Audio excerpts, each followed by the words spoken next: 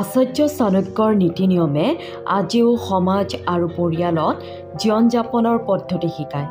আচাৰ্য চাণক্যই ধন, স্বাস্থ্য, ব্যৱসায়, বিবাহ, জীৱন, সমাজ জীৱনত সফলতা সকলো বিষয়তে নিজৰ মতামত দিছে। এই মতামতে সদায় বিপদৰ সময়ত সঠিক পৰামৰ্শ দিয়ে। আচাৰ্য চাণক্যই সেইবোৰ কথা উল্লেখ কৰিছে যিবোৰ এজন ব্যক্তিয়ে কোনো বাহিৰৰ মানুহৰ সন্মুখত ক'ব নালাগে। 1 নম্বৰ, এজন ব্যক্তিয়ে আপোনাক প্ৰতাৰণা কৰিলেও আনৰ সন্মুখত এই কথা উল্লেখ নকৰিব। এনে কৰিলে মানুহে আপোনাক দুৰ্বল মনৰ বা উদাৰ বুলি ভাবি প্ৰতাৰণা কৰিব পাৰে। গতিকে এনেবোৰ কথা আনক কৈ নিজৰ ভাৱমূৰ্তি বেয়া নকৰিব। ইয়াৰ ফলত সমাজত আপোনাৰ স্থিতি দুৰ্বল হৈ পৰিব আৰু মানুহে আপোনাৰ কথাবোৰ গুৰুত্ব সহকাৰে নল'ব।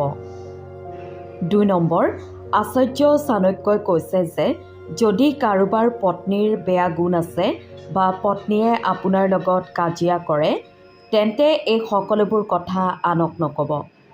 এই কাম কৰা ব্যক্তিজনৰ হয়তো সমাজত বেয়া ভাৱমূৰ্তি হ'ব পাৰে আৰু আপোনাৰ বিবাহিত জীৱনটো আনৰ বাবে ধেমালিৰ বিষয় হৈ পৰিব। লগতে যদি আপোনাৰ স্ত্ৰীৰ চৰিত্ৰ বেয়া, সেয়াও আনৰ লগত শ্বেয়াৰ নকৰিব।